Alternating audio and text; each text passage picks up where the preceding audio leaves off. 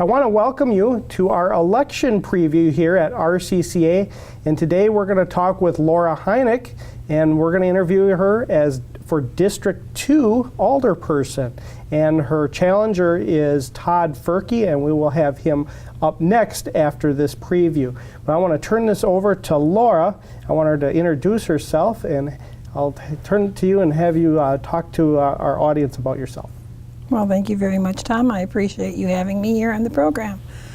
I was born in Milledore, Wisconsin, but when I was a teenager, I moved into Wisconsin Rapids. I have graduated from Wisconsin Rapids Lincoln, and I work currently for NewPage in their research center. I've got over 30 years with one company, which is not something that's very normal in today's day because people change jobs more frequently. One of the challenges that occurs in communities when the young people are trying to decide whether they want to stay in a community or not is the fact that they're always looking for challenges in their histories. I have two children. My oldest son, Corey, lives in Michigan, and he's a judge. He went to law school, and when he went to law school, I decided that I should do my college and grad school myself. I went to Lakeland College, and I got my bachelor's degree in computer science, and a few years later I went back and I got my master's degree in business administration. All the while I was working full-time, and I went to school full-time, so it worked out really well that I enjoy reading and studying and learning, because I really feel in your life you're supposed to continue to explore avenues and challenges. That's part of the reason why I chose to run for this position, is because I feel it's an advancement in a way that I should be going. My very first job that I ever had was with the city of Wisconsin Rapids. Back in the 70s, I worked in the Parks and Recs department as a summer park ranger. And I worked with a lot of the children in the area in their baseball program, which I absolutely loved. The city was very good to me, and at that time they hired very many people, youth people, to go and work in the summers. That's gone away, budgets, insurance things.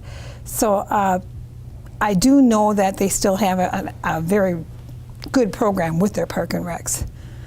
Well, you're running for District 2. It's currently held by Marianne Hokamp. And your challenger, again, is going to be Todd Furkey for the election on April 1st. So our voters will have that chance to get out and vote on April 1st for one of you two for District 2. You kind of explained a little bit why you're running for District 2, in the current job that you have, and you want to really excel to do more and keep up to date with things, and you really had a chance to work with the city in the past and enjoy that. Tell me a little bit more about what made you decide to run now for District 2. Marianne Hokamp is a neighbor of mine, and we have been neighbors for more than 20 years. She's a very good friend of my husband's family also, and we've developed a good relationship over the years. And I occasionally would say to Marianne, well, when are you going to hang it up so that I could go and try my hand at what you do? And she decided this year, unfortunately for our area district, that she was going to retire from this, and she called me immediately and said, I've just signed my papers saying that I have an intent not to run, and I really recommend you go down and put it in your intent to run, because she does believe that I would be a good candidate for this, and she knows me, and I know her, and I know her policies, and I really respect what she has done, and I think she was a good very good leader in our community, and I would love to be able to follow her. Alrighty. Let's talk a little bit about the map of District 2 so people have an idea where this is located. It's located on the east side of town, or excuse me, west. The west. It's located on the west side of town, the avenue side. Can you explain to our viewers a little bit where that district is in the city of Wisconsin Rapids? Okay. It essentially runs from around 20th Avenue all the way over to the Armory area, and then it runs up past West Junior High and then back over towards Quick Trip. So it's kind of a whole big quarter of this west side and the south end. Well, if you get elected here in that seat, how would you make yourself available to the general public? Well, I would definitely have an email available that people that are fluent in electronic things would be able to contact me that way.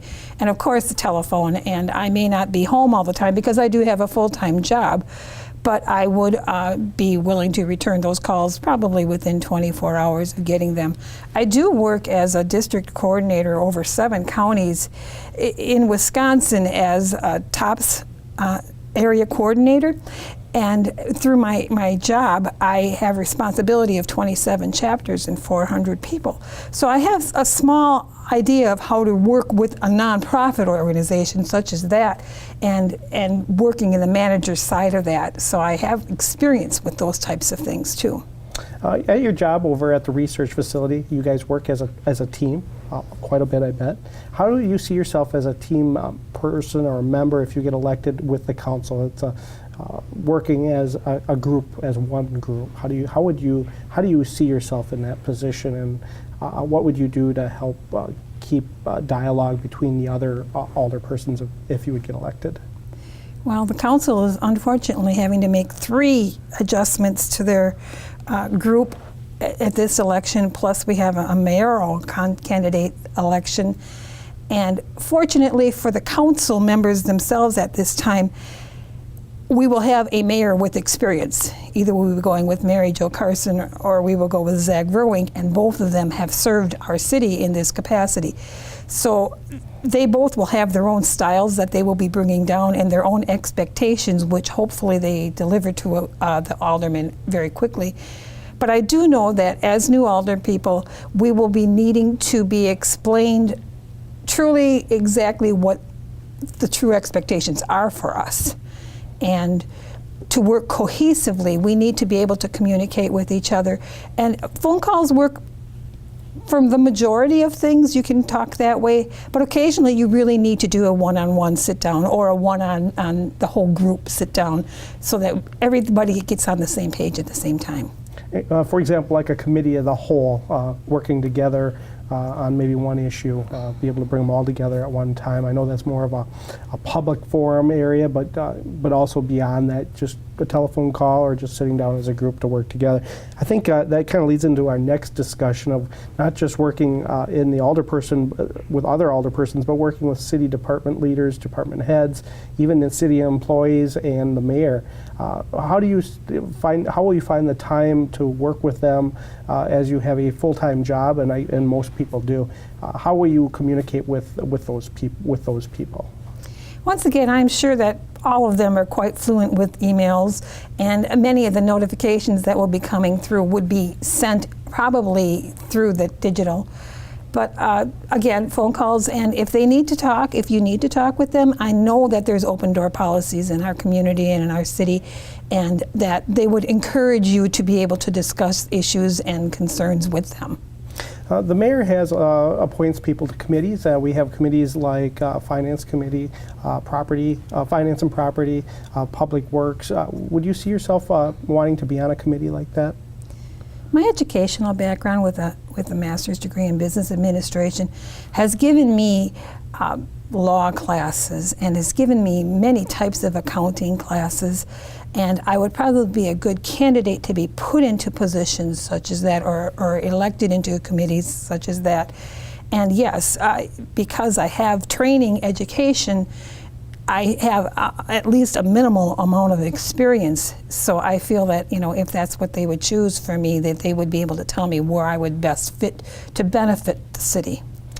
Let's talk a little bit how city government operates now. Are you happy with the way things are presently going, or do you think you would like to see change in a certain area? I think that it's getting more difficult for the city to actually communicate with people. The readers of the Daily Tribune is way down, the subscriptions to that, which is my traditional and most people's traditional method of information.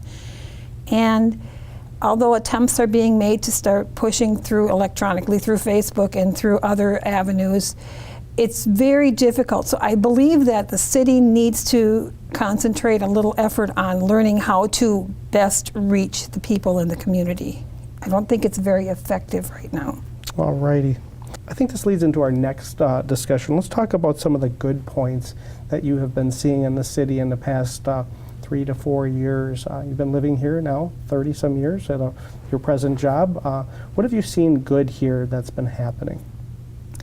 I think that our public services do a fabulous job. Fire response, police response, they are recording and pushing this out to the public, how quickly they are in the response times. Utilities, our water, our sewer, they do a really good job of keeping on top of things. Budget-wise, I think they've been trying it's been a good effort to balance our budget and get us back in line with where we need to be with our spending, and that's a very tough thing to be doing. So, but there's many positive things going on in our community. The police department, fire departments reach out to the schools, and there's the police training sessions that they have for the public if they want to engage themselves in that. We have a wonderful library. Schools are great. They really are, compared to many areas in the state. We do really well. I think that overall our city is going in the right direction. Our downfall is that we are dependent on 1 or 2 major businesses to provide employment, and we do know that that's not a really safe ground to be on. This leads us into our next question on regional growth. You as an alderperson, if you get elected, how would you work with business leaders if they come to you and ask you, or even people within your district that have questions? Would you see yourself going to maybe the department head person to help with that, if it's something to do with maybe wastewater that needs to be involved, or waterworks and light, or even the mayor? But how would you approach that to that person if they came up to you and asked, I'm interested in starting this business in this area, what do I need to do? We have traditional avenues that we can approach with this. We have our Chamber of Commerce, which is very much involved with business development. We have our new venture, the Encourage Foundation, which is really working hard also to establish growth in businesses in the area. And I would definitely make sure that they were aware of these resources. Plus, of course, you would have to let the mayor and anyone else that would be involved with the business growth in the city in on what you have had, because what you have learned, because they are the ones that know how to truly foster this relationship and build it. This leads us into education. Let's talk about that. We have Mid-State here in the community. We also have Lincoln High School and Assumption High School. We have some great high school kids and young adults and young leaders here that want to do things. How do you keep them here without leaving after they may leave for college, or if they stay here for college, but how do you keep them here and start businesses that maybe somebody like Mariani and all those kind of things, or Renaissance Learning that started kind of from that area and stayed here and then sold, but still brought the roots here? Young people today are facing immense difficulties in all decision making for careers. I would encourage young people to get an education. My youngest son is now currently going to UW Stevens Point. I hope that many of them feel enough pride in their own community now that they would want to come back. And I think that if we encourage them to become businessmen in their own right, I think our mall is really struggling. It's almost empty. I know that they'll make great deals if someone wants to start a small business. We have a very successful little business that started a couple years ago with a young girl that was 18 when she started it, and she's doing marvelously in the mall. And I think that with examples such as hers, other people might want to. I think we do need to encourage many small businesses at this time. And young people do have the skills, but I do want them to get an education so that they are not going to feel like it's too immensely difficult for them. They do need training. I want to ask you what you see the City of Wisconsin Rapids to be in 2020? What do you see the current path we're on now, or maybe a path that you would like to see happen under your leadership as in District 2 if you get elected? What are you seeing the city to be maybe in the future of 2020? Well, we could have a vast dream that 2020 is going to be, the most fabulous city that we could imagine. But reality is, we are definitely going to be a city growing. We will be developing things. There are going to be opportunities coming our way. There will be businesses coming in because we are offering a good base for a business to come in. We really are being inviting at this point. And when the right one comes, it will bring other things with it. We've seen that with cranberry industries, with our paper industries. They all bring all shirt-tail things with them. And it will happen. I have confidence that our leadership is going to bring that to us. Well, let's tell our voters, our viewers, why someone should vote for you in District 2. I believe that I should be elected for District 2 Alderperson because I have a vested interest in the community. I have lived here my entire life and I don't plan on going anywhere. That being said, I want my environment that I live in to be the best environment that it possibly can. I do have an education. I have my bachelor's degree and I have my master's degree.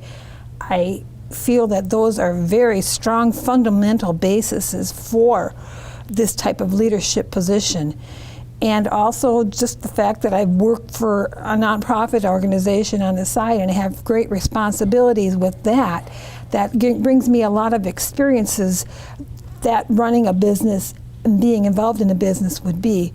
So I really hope that also, because Marion Hokamp really does love me and I love her, that the community would want someone that would be like Marion, a little bit tough, a little bit able to say no occasionally, not to just go with the flow at all times, to have their opinions, but to be doing it to build the city and make it a strong place to live in and a good place for us to grow our children and for our children to want to stay in. Well, I want to thank you, Laura, for coming in on the show today. I appreciate that. And good luck on April 1st. Well, thank you very much for having me, Tom. I appreciate it, and I enjoyed my visit with you. Alrighty, thank you. We just had Laura Heineck in the studio today, running for District 2 Alderperson for the City of Wisconsin Rapids. Get out and vote on April 1st for that position, and we'll see you next time on RCCA.